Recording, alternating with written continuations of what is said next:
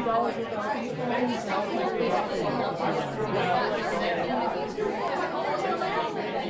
everybody, this is Reza. This is Sandy. Welcome back to episode 52 of the Stone Cold Sober podcast.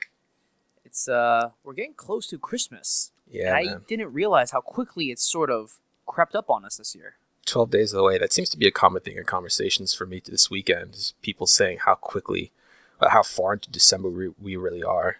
I think the weather has been one of the main culprits because today in New York it was 64 degrees, and I walked around in jeans and a t-shirt. Yeah, 70 here in Delaware and Pennsylvania, and I did the same, jeans and t-shirt. Normally around this time of year we are bundled up, and I think for me it definitely helps to get me into the season of things if it's just super cold. Yeah. And everyone's walking around in winter coats, and I feel like I miss that this year. I mean, I'm not saying that I want it to be like negative 10 degrees and it's blizzarding and it's hard to get anywhere. I'm definitely not about that. But I don't know, I guess I want my cake and eat it too. Like, I want snow, but then wherever I go, I want it to be dry. Oh, absolutely. No, I completely agree with you. That's what I talk about too. When people ask, like, oh, where do you want to live? Where do you see yourself living in a few, in say 10 years from now? And I really don't know. Like, I love the warm weather. I like it when it's warm. I love summertime. But yeah, there's just something about feeling right, feeling normal when it's November and it starts to drop. It gets like 40, 50 degrees, and then you hit that winter, your winter in December and January, and it snows a few times. They could be weird living in like San Diego or LA or Florida or whatever, where it's like 70 degrees in January. Yeah, absolutely. So, Go ahead. I was gonna say I'm using a different microphone this week. I had switched. I actually made a transition a few weeks ago. I didn't note it, but I do want to say that I'm using a different microphone this week. I switched because I was having issues on this computer. The audio quality just wasn't as good as it was on my other computer with another microphone. But I've switched back. I've made a couple of changes. So if there are any issues, leave us a comment. Let me know. I just want to make sure the audio quality is, as good as yours, because for whatever reason, yours just sounds a lot better than mine typically. Yeah. Yeah. At least that's how I feel. That's good to know. I'm thinking about buying or investing in a microphone with a wind guard for 2016 when we start to have guests. Yeah. On the podcast. Yeah, it'd be good, when you have one-on-one conversations. And we had issues with it when we recorded our live podcast in Seattle. That's the only one that you and I have ever done together. Episode like 30 something. And it would have been nice to have just a stand-up microphone. Neither of us have to have a headset on or anything like that, and we're sure that it captures the audio of everybody around who's speaking. Absolutely. So let's talk about what happened this week. Oh man, yeah. So over the last few weeks, all right, I'll start off. I don't know if that was implied or not, but over the last few weeks, I've been really busy with this particular project at work. I talked about it last week on the podcast when we were trying to finish up this project. Former lab student in my lab, he had finished up his PhD about 2 years ago, right? And a lot of times when you have grad students leave a lab, it's very difficult to get them to complete their work and submit it for publication. For a variety of reasons. Typically, they get a job. It's hard for them to start up to come back and finish up that project. So they brought me on the project to see if I can help them get to run a couple of experiments to make the reviewers happy with the paper that they had, because they had actually already written the paper, as I talked about last week, but it just hadn't been accepted for publication. And let me tell you, this project has been a pain in my ass, man. Like, it's good to work on it. I'm getting experience. It's related to some of the work that I've been doing, and I've actually been learning a decent bit, and I think I'll be able to apply them to my own projects. So don't get me wrong when I say like it's a pain in the butt, because it's not like I regret working on it.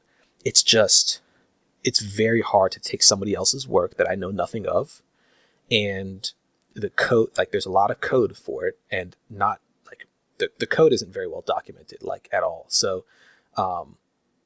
trying to make sense of it, trying to run the program and get the results that I need has turned out to be really, really, really difficult. I knew it was going to be hard. I knew it wasn't going to be easy, but it's been very hard. So this last week was our final week that we had to get the experiments done and submit it for publication.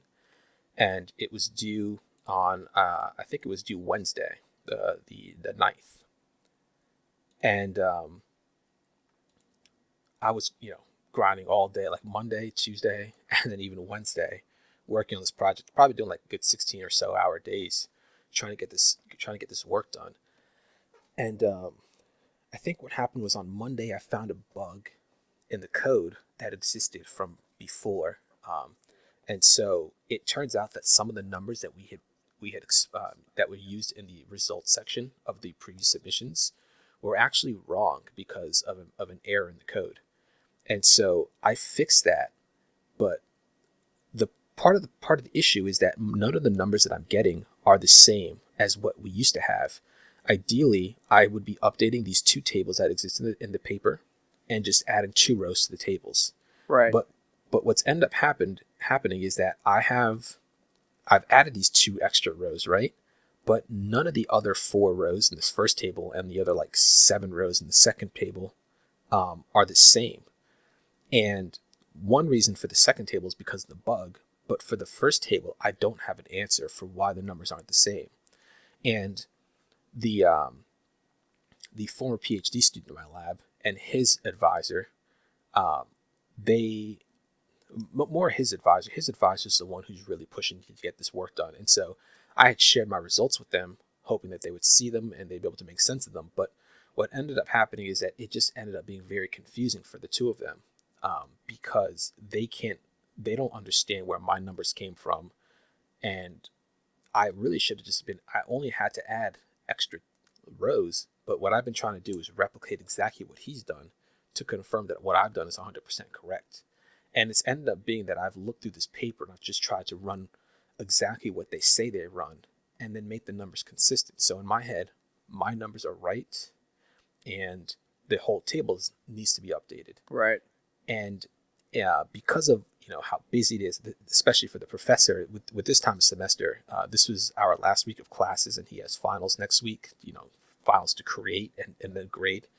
It's been very hard for him to focus on everything related to this paper, especially when it's coming down to the wire like this. So on like Monday and Tuesday, I'm sending out these updates one after another. Like I'll send out an update because it's close to the deadline, and so I feel like I feel partially responsible because what would happen is I would send out an update, and then I might start going over something else, and then find a mistake where like I found that one bug, right? And then um, and then say, oh crap, like there was a bug, so 50% of the numbers that you previously had that I submitted to you, but that also exist in the original paper, are just wrong. Here are the new numbers. And then Monday night, I was at Lena's house and I was talking to her about the project, and she goes, "Okay, well, how confident are you in these final numbers?" And I said, "I'm fairly confident." And then I really started to think back at things, did a quick double check, went back, found another issue, Oh, and jeez. the thing is, I'm not introducing these issues, but these are issues that I find that exist either in the current state or the former state. Both, like it's just a mess. Um, and so I fixed that one, and then I send out another update.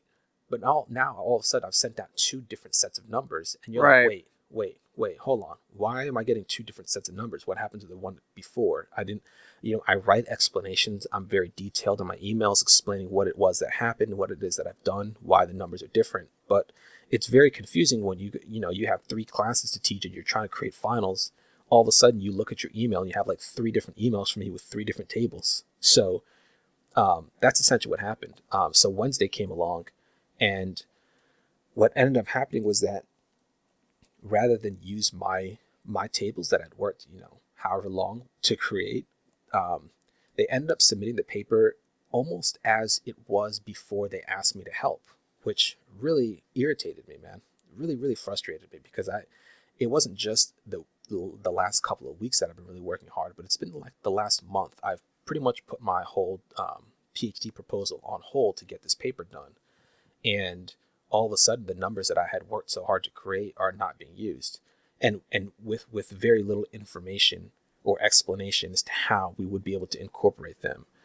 And it just kind of left me wondering the whole day, Thursday and a lot of Friday, like, all right, well, what now? Like, do I even want to be a part of this paper? There is a bug. There's a bug in the code that half your numbers are wrong. But what really happened is that he submitted the paper as it was in a state to address a majority of the reviewers' concerns. The hope is that, as well as requesting for an extension or the ability to submit an amendment to the paper that we've submitted, so the reviewer would be able to look over what we have given them now, and then in a few days, hopefully early this week, we can submit a second portion of the paper with the updated tables, explanation as to what went wrong or why these are different, as well as a couple of portions that I added to the text to address that as well.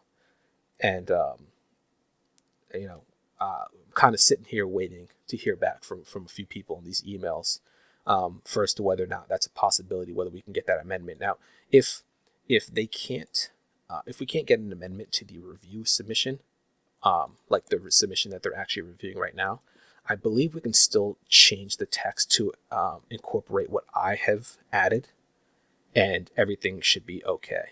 So I was really, really, really heated Wednesday and Thursday. I mean, not to mention stressed the first half of this week, but very upset the latter half. But when I finally got some explanations, it just, started to make sense. But I don't know, man. When I was venting to you about it earlier this week, I don't know if you probably figured it yourself, but it's not like there's any ill will or malicious intent that's going through other people's minds when it comes to this type of stuff. But in my head, all these crazy scenarios are going through my mind, and I don't know what's going on, and I'm almost thinking the worst. I think I just need to be better at dealing with that type of stress and that, just that type of scenario in general, because it wasn't good. It didn't feel good. I couldn't work very well on Thursday. I have a presentation to give this Monday or tomorrow, and I wasn't able to work very hard on the presentation because I was just worrying about this project the whole time. It's tough when you are put in a situation like that and you're asked to come in and grind and grind and grind on something. Yeah. And the assumption at that point is, okay, I'm being asked to contribute to this project, so I'm gonna give a ton of my effort and focus and time on something, and then when it feels like it's disregarded in a way, Yeah. that can be really demoralizing. Yeah. Absolutely. Now, And I know you went through a bit my of it question too. to you is, is there anything you think you could have done to make the situation different? Right. So the thing that I think the thing that I think a lot is the cause for a lot of this confusion was the repeated updates to the tables. Now, the reason why I felt so pressured to submit these updates to the tables, especially early on, not just this week, but late into last week, they had asked if I'd be able to submit some numbers that I had generated, so that way they can at least they can modify the text to account for those numbers that I had generated. But I knew at that time that those numbers were probably not final. I'm not sure if they knew for sure that those numbers weren't necessarily final. And it's I think what I need to do a better job of, and it's something that I think I may have talked about it early on this podcast, is when it comes to explaining my research work, it's very hard for me to break things down to a very basic level, so everybody can understand, but without going on for about half an hour about what it is. And I need to do a better job at being very succinct in my emails, Mm-hmm. while explaining very accurately why things are changing and what's being changed. I'm very descriptive in these emails, so I can write 3, 4 paragraphs about what's happening.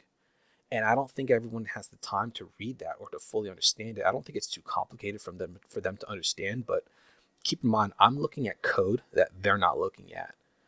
So it's almost like me explaining a paper that I'm writing, or I don't know. I don't know if that's an accurate comparison. I'm literally running a program multiple times, and I have different inputs for each one, and I'm looking at inputs or outputs that were generated 2 years ago. Nobody else is looking at that. So I'm doing this crazy investigative work. And what makes sense to me, because I've been working on it for the last month, really hard, they haven't looked at anything that I've been looking at, like the raw data. Maybe that's I something to, I know I have the same issue because you'll go into these designs and you'll you'll sort of be able to drill down into it yourself, and it's hard for other people to fully grasp it really quickly. So it is sort of that distillation of content for someone else to understand it more quickly, because it it's fair and it's unfair. It's fair in the fact that other people don't need maybe all the details that went into your decision or your data, but at the same Yeah. time, it's unfair because you had to go through all of that iteration and all that work to get to this final product. Yeah. It's so you want to make it seem like you're giving them the full context of everything, but then it's what do I need to know about this right now? It's that balance that I think that we could all sort of work on improving, Yeah, absolutely.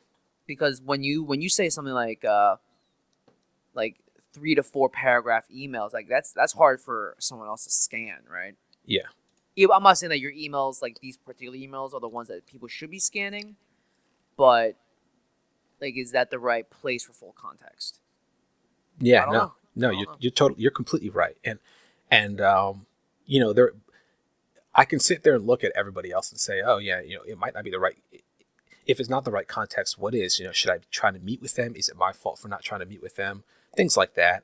But no, you're absolutely right. I think for sure, if I was able to have a quick conversation with them on the telephone for half an hour, on Monday or Tuesday to explain what was going on, why things were the way they were, it would be so much easier for them to really grasp it and understand and say, hey, you know what, you're right, or hey, you screwed up, and this is why you're seeing different things.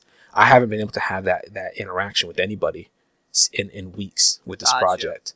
Um, the biggest thing though is that over the last few days, I had submitted maybe 3 or 4 different versions of these numbers with whether there were slight changes to the numbers or not.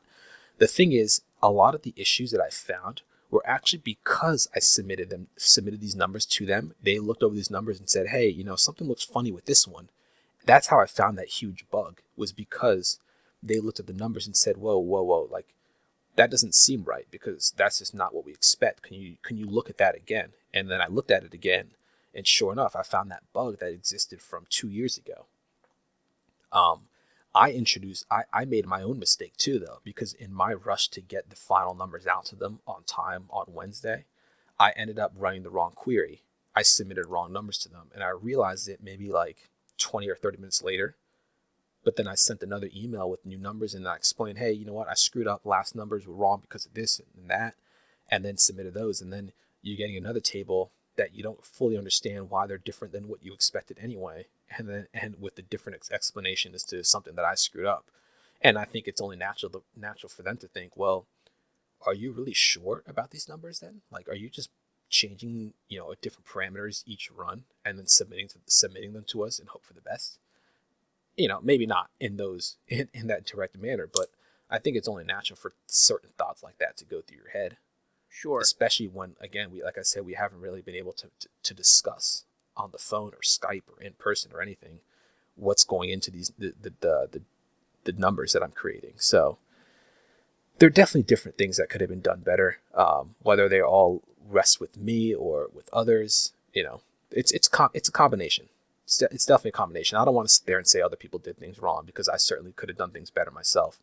But with the short timeline that we had and the difficulty in meeting things like that, I hope that in the future I hope that in the next week, I hope that we can really finish up this paper and at least get it published in this journal. If it gets rejected, we can what we'll do is fix it up with the changes that I've made and submit it to another journal.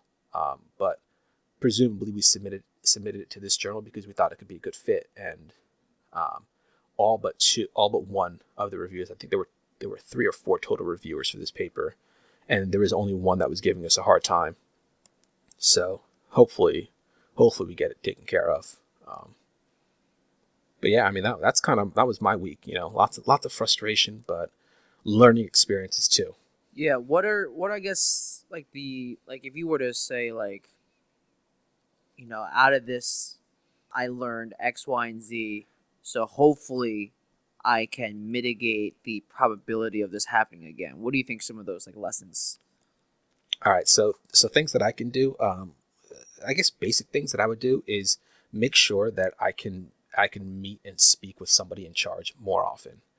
Um, Anytime I had these major checkpoints or major like big numbers that I've or like my first iteration of these numbers that I produced, I needed to speak. I should have been able to speak to somebody Hmm. and explain it, because when I go through it in email, it makes sense to me, like I said before. But because there's so much information in there, you're probably gonna have a lot of questions because of all the information that I've put in there, and it's very hard for you to digest what I've presented to you, um, because there's just so much content. Um, Additionally, I also need to be more careful about how I go, like just being careful that the numbers that I produce are right. Like even with that the second to last submission that I gave them when I screwed up numbers, because like I said, all the other updates that I gave before, um, discovering issues with them was kind of a team effort more or less. But this particular update I sent out, and it was a screw up on my part. I needed to be more that's 100% on me. I shouldn't have let the timeline, like the rapidly approaching timeline, like scare me, worry me, stress me, and affect my ability to actually produce quality work. And even if it is going to affect my ability to produce quality work, I needed to double check those numbers. I need to double check everything and be confident that what I'm producing, what I'm submitting to them, is right. Um, and that was on me, because that was really a dumb mistake that I made. Yeah, I guess it's just like when you feel like the shot clock is coming down, Yeah, you might rush that shot. yeah. You end up putting up a half court shot, like who was it? Was it Barnes or whoever it was this Yeah, week that put up that half court shot when there's still 4 seconds left on the clock? yeah, That's how I felt. There was definitely time. I didn't need to rush the way I did, and I just submitted something that ended up just causing more confusion. yeah. It sucks because up until that point, you were running a really clean game. Yeah, at least I felt. I mean, there were a couple of mistakes, things that I found, errors that I found that maybe I could have found earlier, but it's not like to find the things that I found on this project, like, and especially like the non-major bug. Everything else was very minor, and they wouldn't have impacted our numbers significantly, and they certainly wouldn't have changed our conclusions. Um, there are two things that would have changed our conclusions. The one would be the mistake that I made at the very end, and the other is the bug that I found. Okay. Everything else was very minor, but they they were things like that were existed in the pipeline already, or introduced as kind of a side effect of something else. It's very hard to explain, really, but um, they those things were, I don't know, those things kind of just, that it's just life.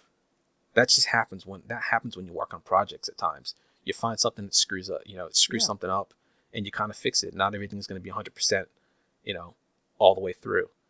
Right. um, it's unfortunate, but that's kind of how, at least that's how my experience has been in on working on different projects as a grad student. Yeah. There's always things that go wrong at some point, and you end up finding it later on, so you have to go back, fix it up, and then continue. Well, it seems like you're in a decent spot to sort of mitigate this happening in the future. I mean, at the end of the day, you picked up somebody else's work, so it's kudos to you to be able to pick it up as quickly as you did, because everyone sort of works their own way, has their own logic on things, Yeah, and then you pick up somebody else's like data sets. Like, oh, I don't know how you like to either run your numbers or sort things or present things, and now I have to figure out, like, even before the analysis, figure out how you work.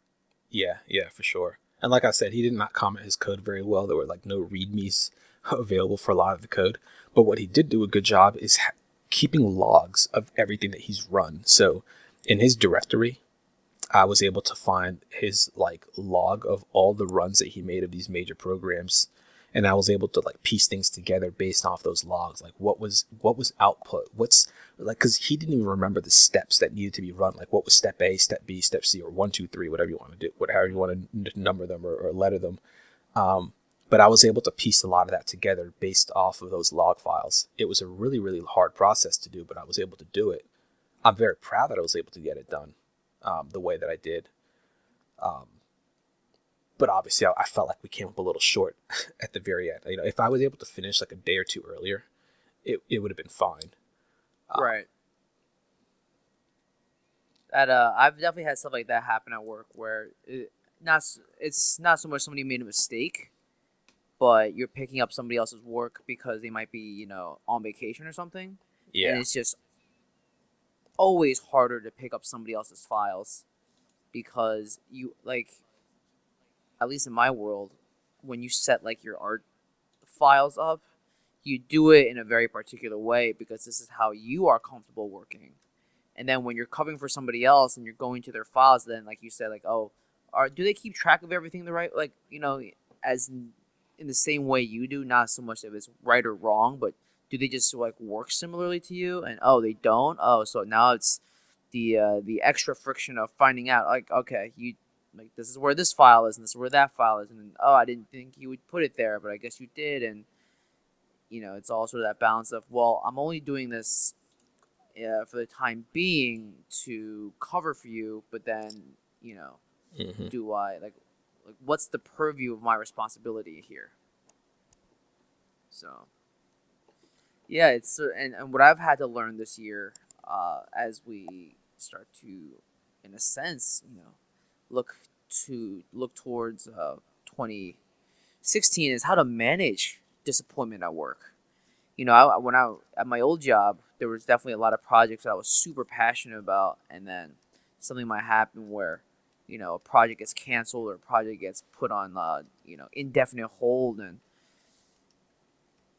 sort of that frustration that you were speaking to earlier Yeah. is something that I wish I was as good at managing as other aspects of my life.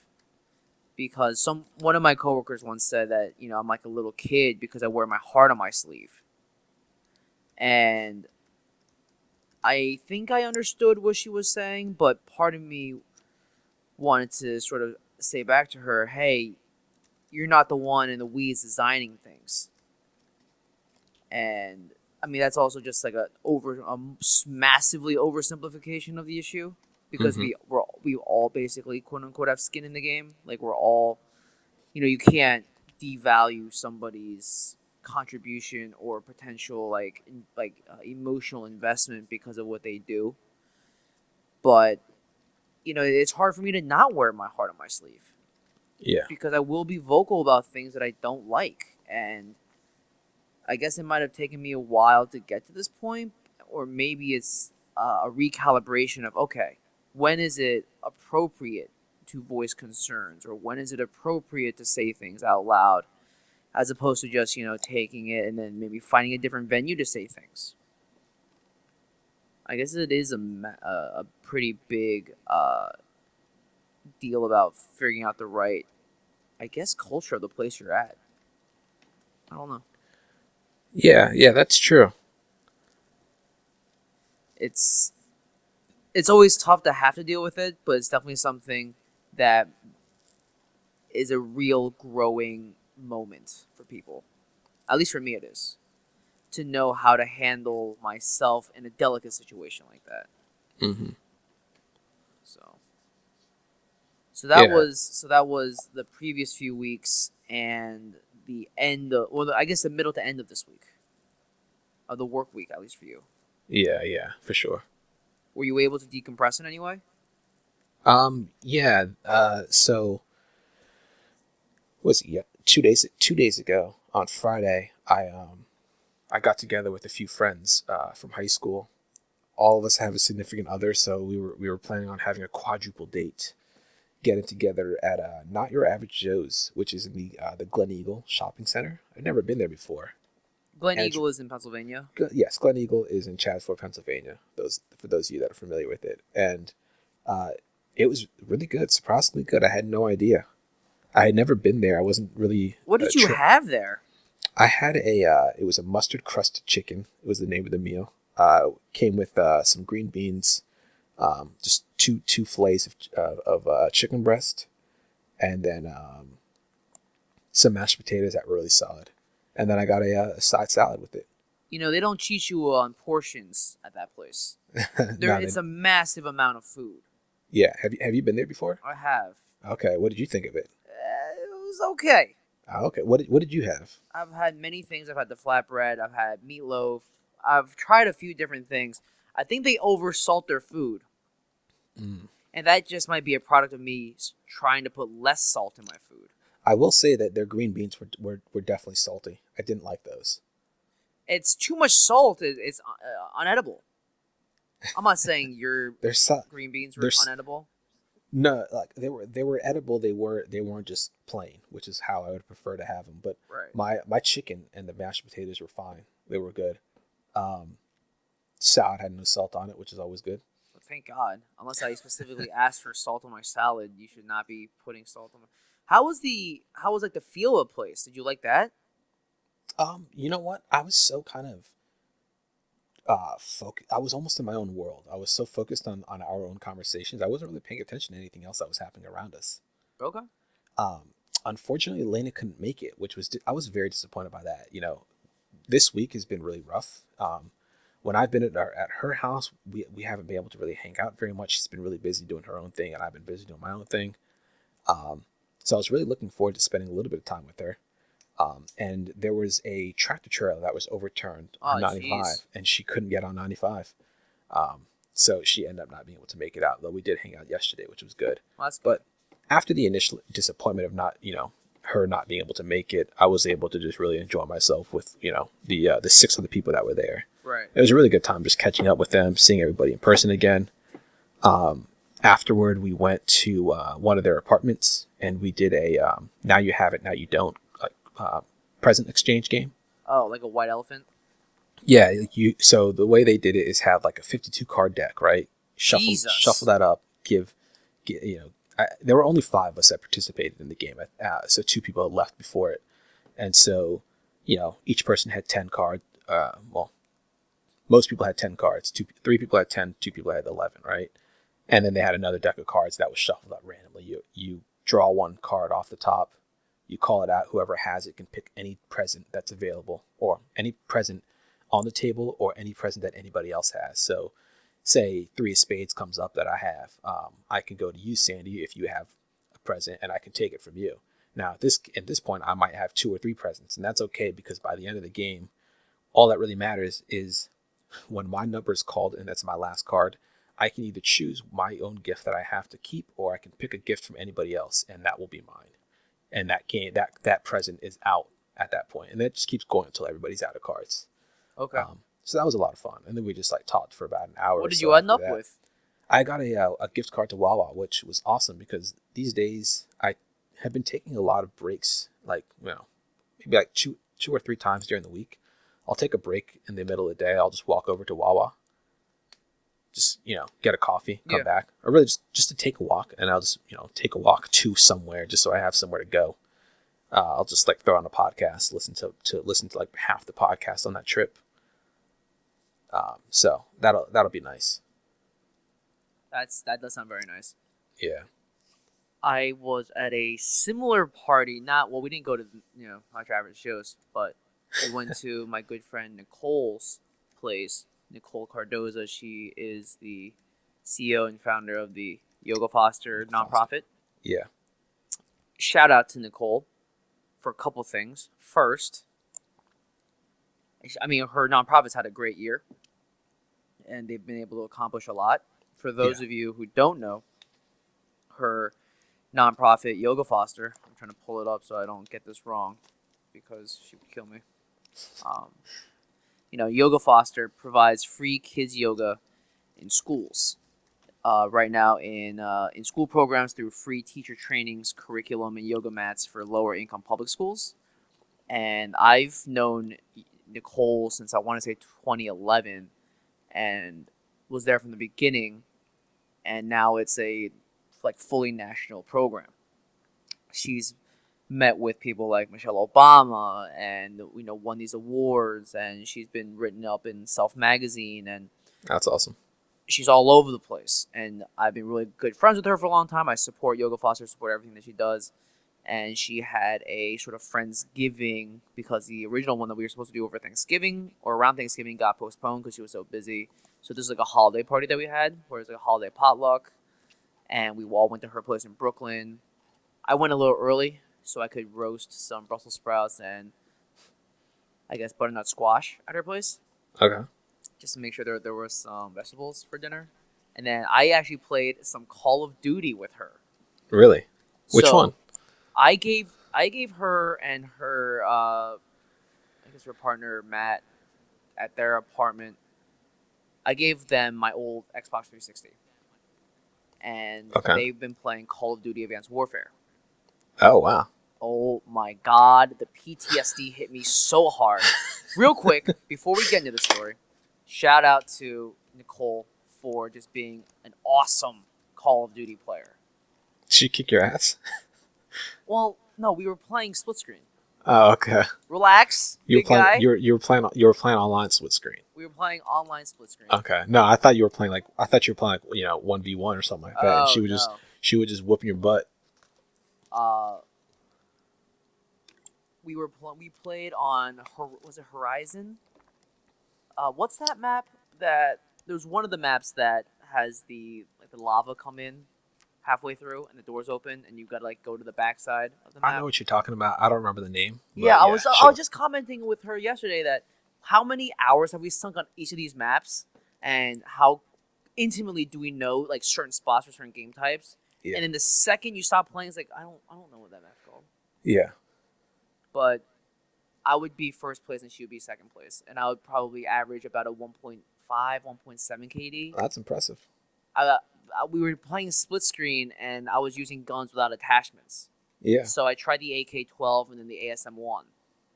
All I want to say is Nicole cleans up real good in that game because I would always sort of be like team working together. So she was really good at calling out stuff. Yeah. She'd be like, "Where was that guy?" And she was giving me some grief because I wasn't calling out stuff because I'm not used to calling out stuff to like other people besides you. So my calls don't make sense to her. Yeah. But I mean, we had a great time, and we end up having this massive dinner with a ham, and my roommate made like bacon and mashed potatoes all together. Not mashed potatoes, mac and cheese. Uh-huh. Somebody else made a salad. There was corn pudding. It was a ton of food. They also made stuffed shells. And we were sitting there just absolutely just stuffing our faces. And then we did a gift exchange, similar to yours. Oh, nice. I ended up with this massive 800 milliliter wine glass, which is ironic. Everyone knew it was ironic immediately. Yeah. I bought an expansion set to Cards Against Humanity, which my roommate ended up with, which is nice. And so we played a ton of Cards Against Humanity because it's always fun to just goof around and just have absolutely ridiculous cards come up in Cards Against Humanity. And then towards the end of the night, we saw the fights. But it was just so nice to be with friends. I think that's something that, it's sort of, I don't mean to be facetious when I say it's always good to hang out with friends because that sort of goes without saying. But I think it's hard now, as we get older and older with our schedules lining up. That if you're gonna have with you like almost what you said 6 couples or 4 couples come together, Yeah. and then with me like all these people who are all so busy doing all these different types of things, and just to make sure that we each found it important enough to block off that time to be together. I think that's really nice. Yeah. It is. It's a combination of respecting each other's time enough to want to be with each other. It's also like that friendship thing of I really value this friendship, so I want to be there. There's so many variables that have to sort of come together that it's always a really nice moment. I'm finding that as you get older, as work becomes more important, as your personal life becomes more important, that it's harder to hit sort of like that jackpot of all variables. And I think it's only made easier if everyone's down to work on it. Like if everyone wants to meet up, then you're going to be set. Yeah. But I guess as you slowly find out, like people start to value different things or put emphasis on different things, as people start to fade into the ether a little bit, and it's on everybody to prevent that from happening. Because it's so easy when you meet somebody again or see somebody again. It's like, hey, it's been so long. We should do this more often. But then you remember that phones work both ways. Yeah. Text work both ways. And, we're always going to be ending up at some point or another just bored out of our minds with nothing to do, and then what prevents us from reaching out to those people again? Because you are so bored, you're down to do anything, but then you're like, well, I don't know if I'm bored enough to hang out with this person. You're just lazy. You just don't feel like getting Exactly. up, you know. It's I'm starting to really value these get-togethers a lot more when you're with friends that you love and you really hold dear. Yeah, absolutely. It's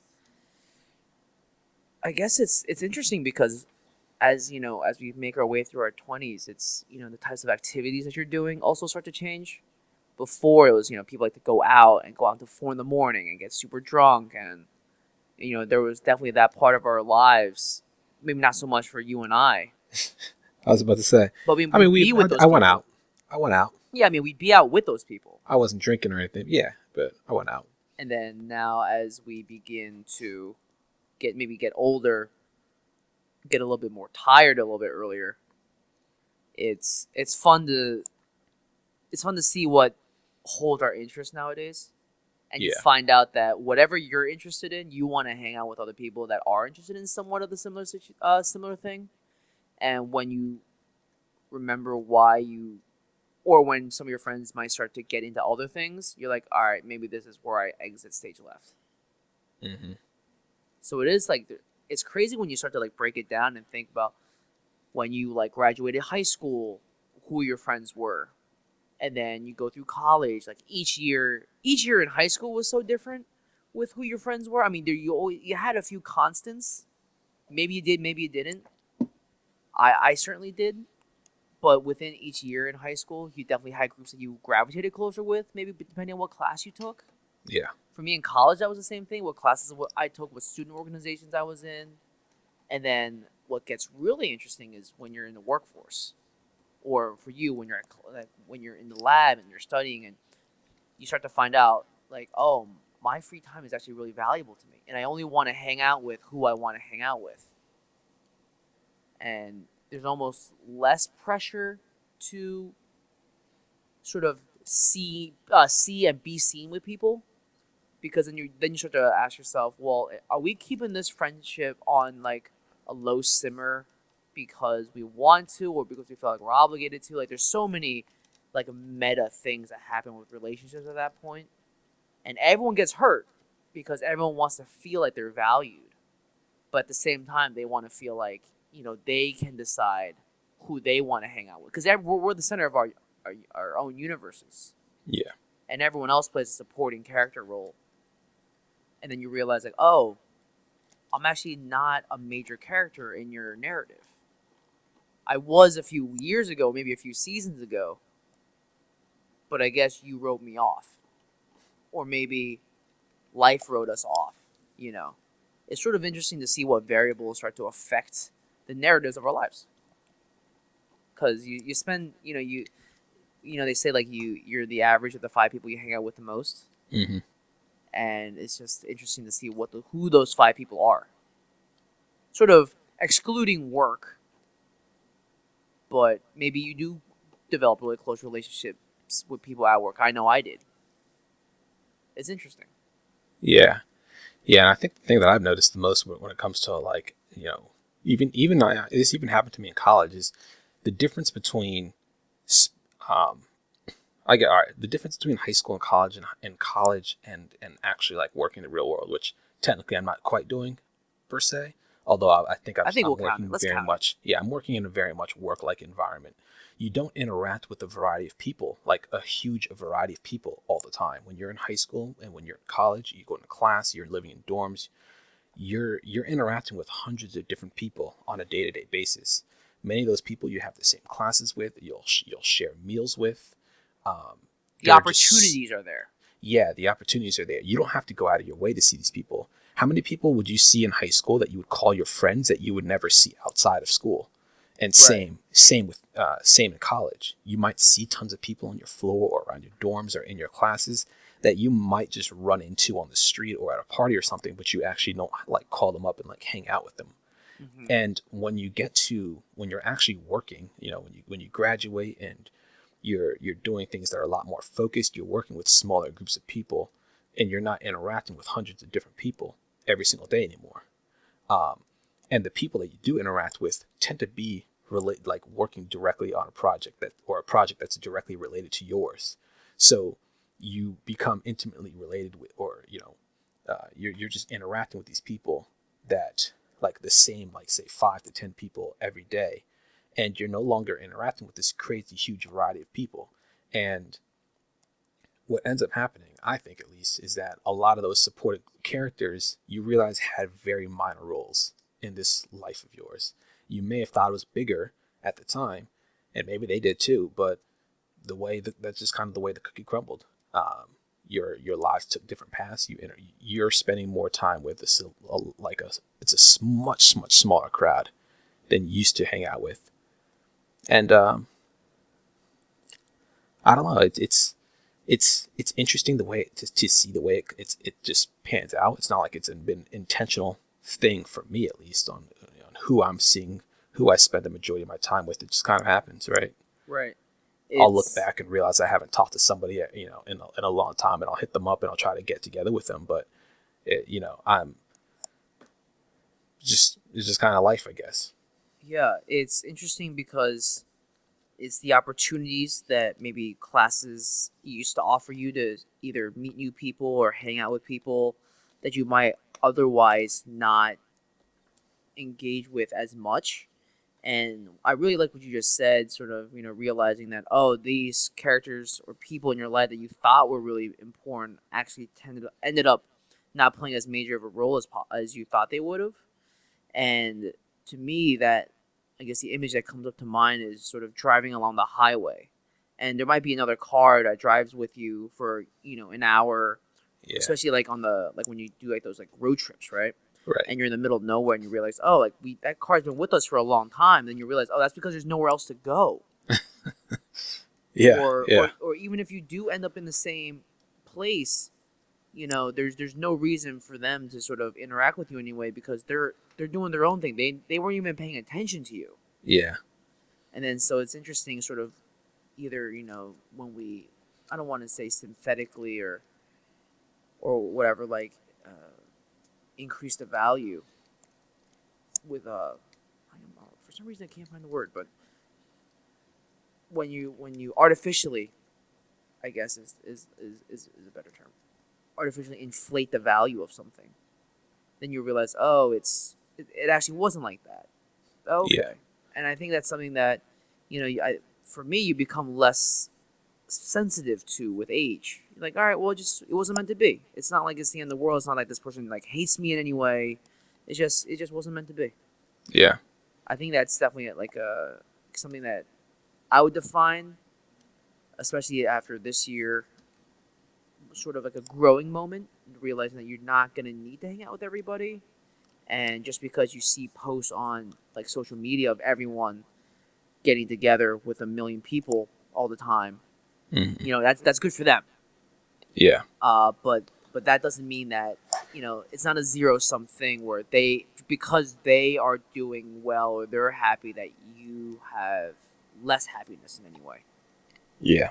It's just different, and you should never. It's almost like a bird in the hand is worth two in the bush, like, or is it want your cake and eat it too? Whatever, one of those things. Just be thankful for what you have, Right. because people who you've definitely met those people who are always looking to see if they can like bump you off onto the next thing, thinking that, oh, I'm here for now, I'll hang out with you now, but if a better ride comes along, I'm out. It's like, well, that's kind of a terrible feeling, Yeah. or a terrible thing to put somebody through. So that's I will say I really like that analogy, by the way. The driving along the highway with oh with yeah. somebody. Yeah, it's great. Well, thank you. It's it's something that I've thought about, especially on long drives. You're like, oh, that car has been with us for a while, and then it's almost sort of like fake relationship that you have, because when they turn off and you're like, oh, Goodbye, that's it. person. Yeah. But it's Yeah. not, hello darkness, my old friend. It's not that serious. It's, oh, they They were here for as long as they needed to be. Hmm. It's not to say that they didn't necessarily not enjoy their time together, but they need to move on for their own story. Yeah. So yeah, but at the end of the night, we ended up watching the fights, Okay. and last night it seems like a lot of kings got dethroned last night. Oh man. Wouldn't you say? Yeah. Like what Not only in happened the last night? fights, but in the NBA. All right. So in the NBA, this is the first part of the night. The NBA, the Golden State Warriors were, I want to say, 25-0. Right. They had a perfect start to the season. And I Historic think, start, right? say that again. Is it the best start ever? Yes, it's the best start ever, but it's not the longest win streak ever. I believe the longest win streak ever is 27 games, and I think it's 27 games. Now the Golden State Warriors were just coming off of a game the night before. I can't even remember which team they played. I'm quickly trying to look it up right now. They played. No, that's yesterday. But they were coming off I think the game went to double overtime on Friday night, right? Okay. Next night they have a game against the Milwaukee Bucks in Milwaukee, right? And they ended up losing. Like not a close game. They lost by 13 points. It was 108-95. Then on a Friday night, I think they played a game into double overtime against the Celtics. Yeah, double overtime. They won by 5 points. So they had a really long day the night before. All of a sudden, they had to come back one day later and play a game, Right. and that certainly, I think that certainly played a role into their loss. That contributed to their loss, but it was a fantastic start, really exciting season. Everyone wants to watch the Golden State Warriors play.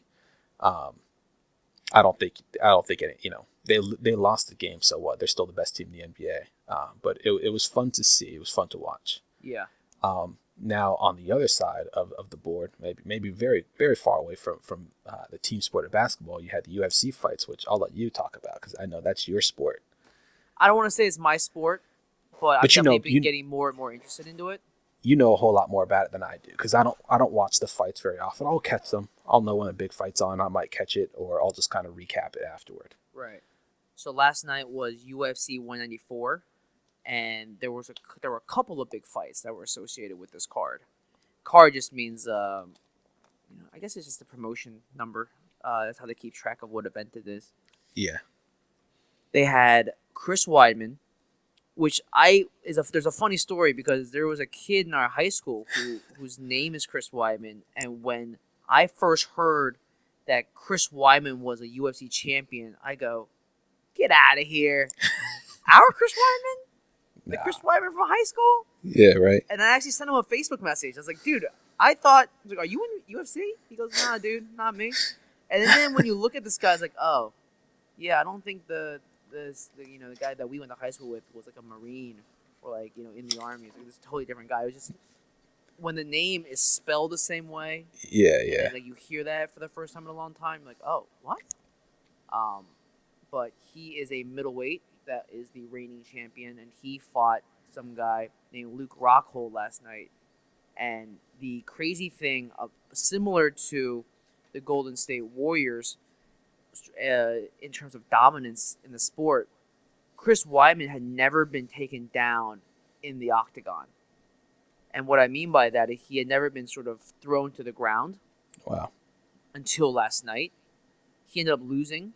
It was a really emotional win for Rockhold because I guess people outside of UFC, me included, because I didn't know, my friend had to tell me, just he doesn't get the respect he deserves. And last night sort of cemented for Luke Rockhold, how dominant of a person he actually is. I see. And Chris Weidman was graceful in defeat. He said, I wish today's result would have been different, but I'm thankful for all the fans that I still have, and I'll be back next time stronger than ever. It wasn't like somebody that absolutely was like trying to assess blame immediately. He was definitely every bit the champion that he has been over the number of years now. And the other fight that is arguably the bigger the biggest reason why everyone tuned in last night was the Conor McGregor Jose Aldo fight. Yeah. Featherweights weighing in at 145 or 155, but these guys were scheduled to fight over a year ago.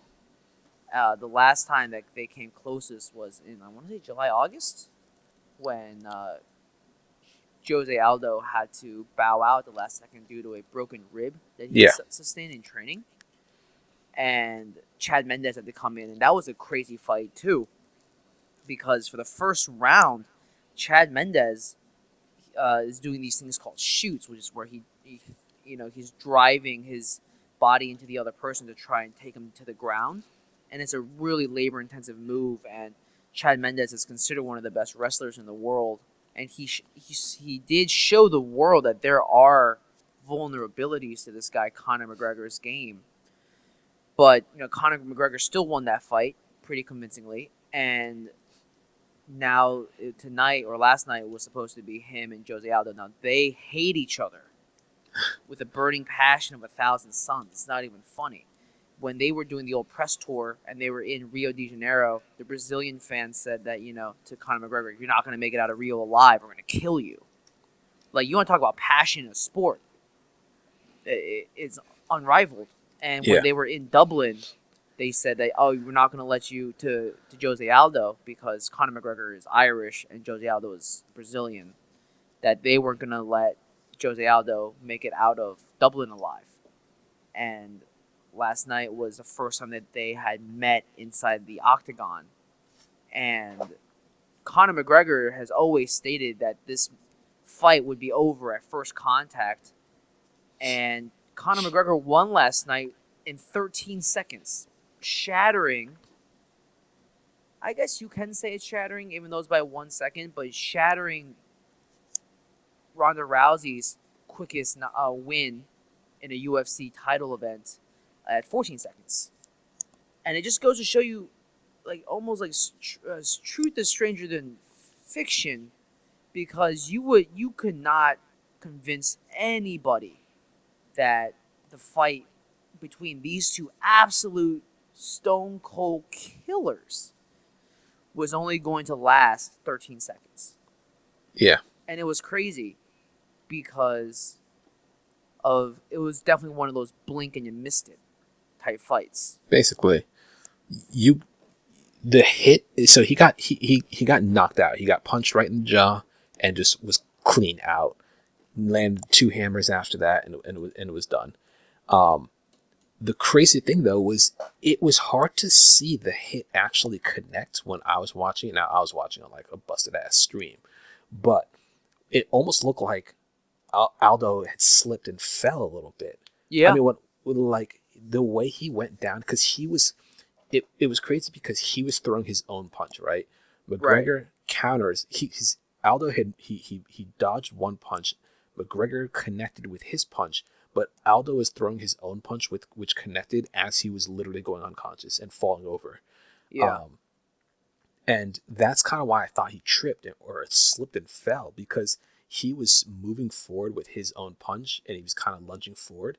And when he went down, I thought he slipped, and I thought McGregor was going to go in and try to submit him or something, right? Right. And then all of a sudden the fight's over. I'm like, holy crap! Like, he straight up knocked him out with that punch. With one punch. Yeah, and you see it in slow motion. It looks really nasty. I mean, when you see it in real time, it's so fast. But when you see it in slow motion, you see the hit. It's a very, very strong, clean connect. But you see it in real time, you really don't. You can't tell how strong of a hit it was, I think, at least. It's crazy to say, but it's almost hard to respect the hit and the power because it happened so fast. Yeah, right? Like, you almost feel like that wasn't even a fair fight. They need to go again. Right.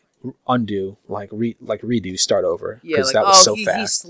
He slipped. Like, we gotta, like, for the sake of all the fans out there who paid for the fight, like, we gotta go again. It's not a big deal. It's almost like yelling cut in the movie. Yeah. And at the end of the fight, because Josie was very emotional. He'd been training all year for this. He hates the guy. It's, you definitely feel for the guy. And then Conor McGregor has this very famous quote that he said last night. He goes, precision beats power and timing Yeah. beats speed. Yeah. And that was meant to be pointed directly at Aldo because Jose Aldo has always been about power and speed. There was Jose Aldo coming into this fight was undefeated for a decade. Now, can you imagine being such as good a fighter as he was that nobody could beat you? Nobody could beat you in a decade. Like I'm not saying there's an air of invincibility to that, but it takes a strong man to be able to do that. So it's Yeah. just you have to give the man respect for you have to give Conor McGregor the respect he deserves for putting on that kind of performance. Yeah. Yeah. Absolutely. I just went back and watched the GIF a few times, and it looks like Aldo's punch was stronger than McGregor's.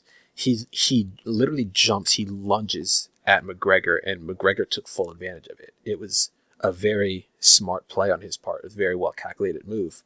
And I mean, it happened early in the fight, but that's how it That's goes. how it goes. Um, It's such a calculation of moves and counter moves all within like seconds yeah, and yeah, in the tiniest of spaces that like that's how Chris Weidman lost yesterday. He tried this wheel kick that Luke Rockhold ended up just catching.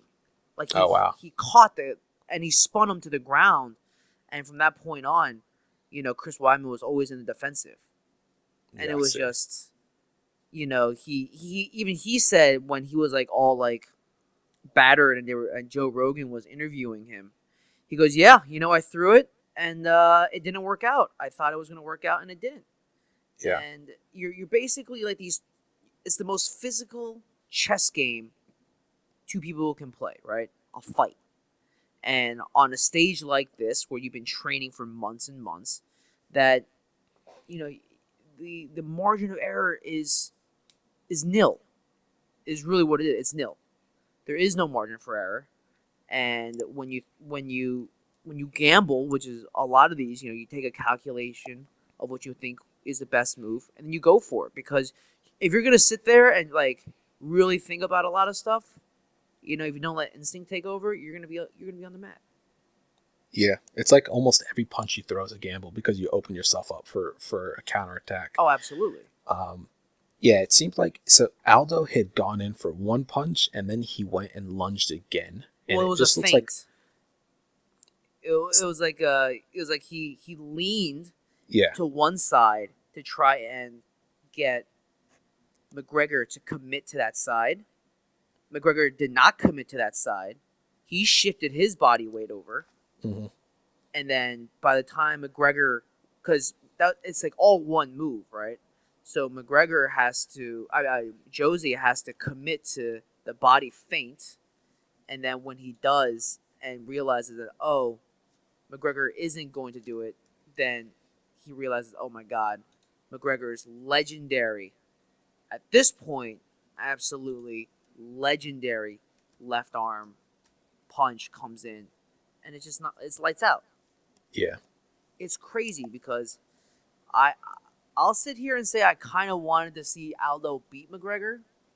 Really, considering the last time McGregor fought, you were the world's biggest McGregor fan.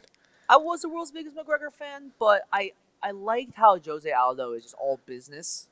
He's very quiet, but he doesn't like being disrespected. Like, how would you feel if you were the undisputed champion in your weight class for over 10 years, and this other guy who's never fought you before is going around saying, I'm the best in the world?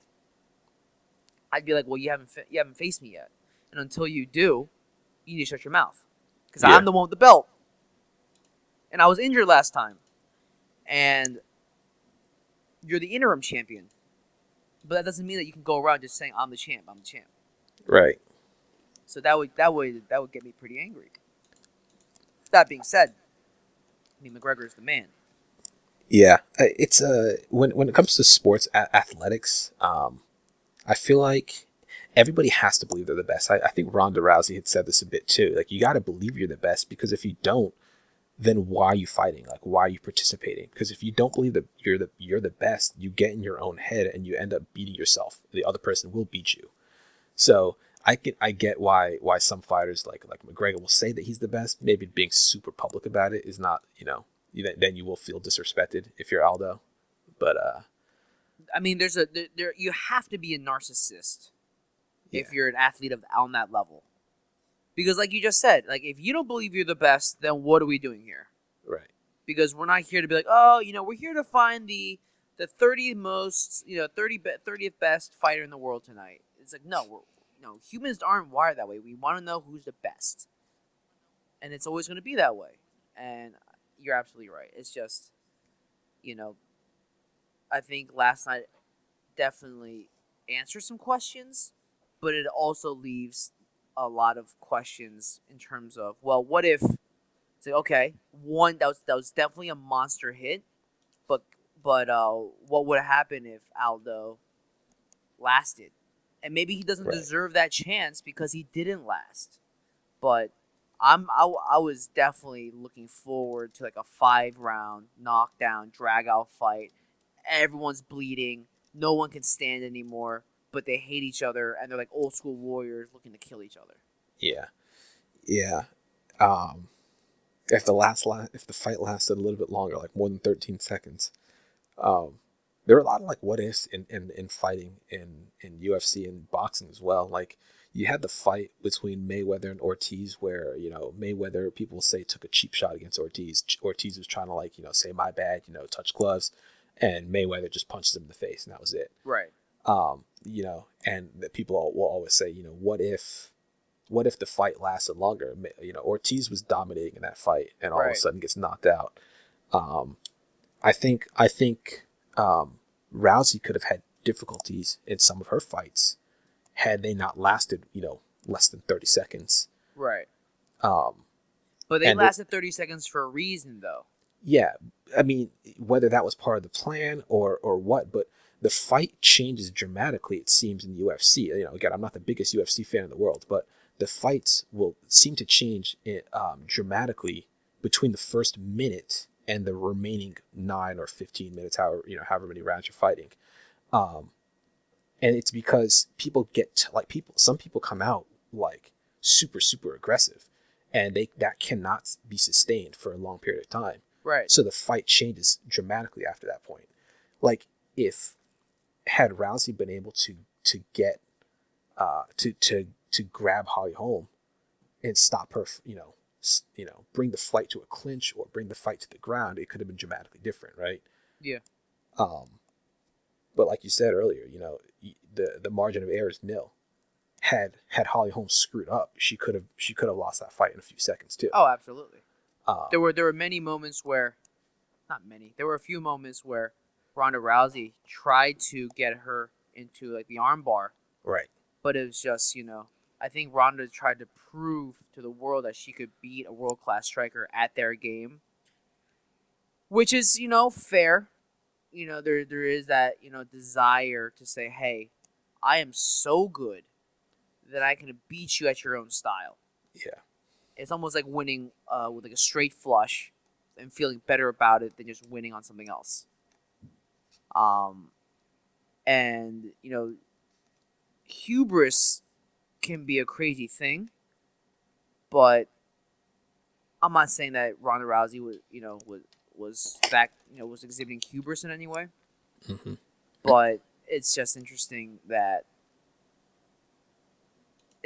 things go, and you realize that I can't sit here in front of you and say because it seemed like the second Ronda Rousey lost, everyone's like, oh, we all knew that she was going to lose. It was like, no, no, you didn't. Yeah. No, you Everyone was didn't. everyone was watching because everyone expected her to win in 30 seconds. Right. Everyone was trying to figure out, oh, the preacher's daughter's not going to do shit tonight.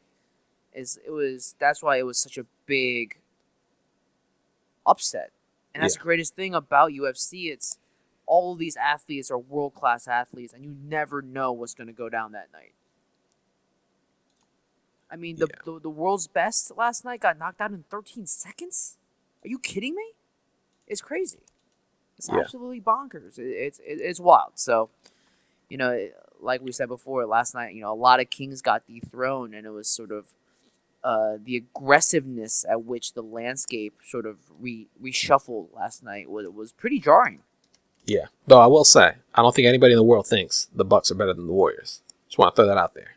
Oh no. No, absolutely not. The Warriors had their worst game by far. They shot poorly. They play poor defense. They don't let people score over 100 points like that against them, and not score 100 points themselves. Right. Um, I don't know what their numbers were. There was a post on Reddit earlier. I said something about them shooting like 8 for 40 or whatever outside the restricted area. Something That's like better that. than me. They're like a 50% 3-point shooting team. Which is All right, absurd. maybe not as a team, but Steph Curry is, and that is absurd. They just had a very bad game, likely tired from the game before. Right. They played double overtime. They might now that they've lost, this might be the beginning of a new run, because now they've got that off their back. The media's out of their face, like, oh, when are you gonna lose? When maybe the target on their back is a little bit smaller. Yeah, they said they were 8 and 48 outside the restricted area against the Bucks, the lowest field goal percentage from that area in the last 15 years. So it just wasn't their lowest of the year, but their lowest in the last 15 years. Wow. Yeah, and I feel like they probably played with a bit of a chip on their shoulder over the last 25 games because of how the media treated them. Like Vegas does their over/under odds before the season starts, and I think people have treated the Warriors championship winning season last year as kind of a fluke. And the reason is because a lot of the teams that they played were not playing at 100%, whereas the Warriors were pretty much 100% the entire year. They had to play against the Cavaliers, who didn't have Kevin Love or Kyrie Irving in the finals. And they still lost a game or two in that series. I think one.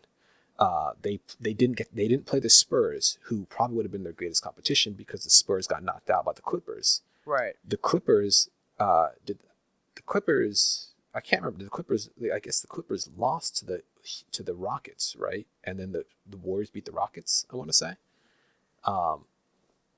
So coming into this year, they do their over-unders, and I think their over-under was like 50-some wins, like 55 or 58 wins. And was it that high? I don't even know if it was that high. Last season, they won like 60-some games. So to come back and say, well, why would they be worse than they were last year? I feel like they were probably insulted. A lot of the talk of the media was not talking about how great they were, but how easy they had or how lucky they were that other teams were playing at 100%. So yeah, they've shown up, and they've also shown up without their coach. Steve Kerr has been sick for the first like third of the season, and I'm not sure when he'll be coming back. Okay. But yeah, I wonder if that actually kind of goes into it. Like, do they feel pressure? Is there less pressure now to remain undefeated? Not all eyes are on you 100% of the time now because you're not undefeated. Not everyone wants to see you break. You're not breaking a record anymore, or keeping a record going. I feel like it happens in the NFL maybe. Yeah, no, that's very true. That's very true. Well, speaking of which, I think I do have to run because I had to check out this NFL game because I am in the playoffs in fantasy. All right, yeah, we're long. I got a project to finish, so cut off here. All good. All right, well, I'm Reza. I'm Sandy. Thanks so much for listening. We'll catch you next week. Take care, guys.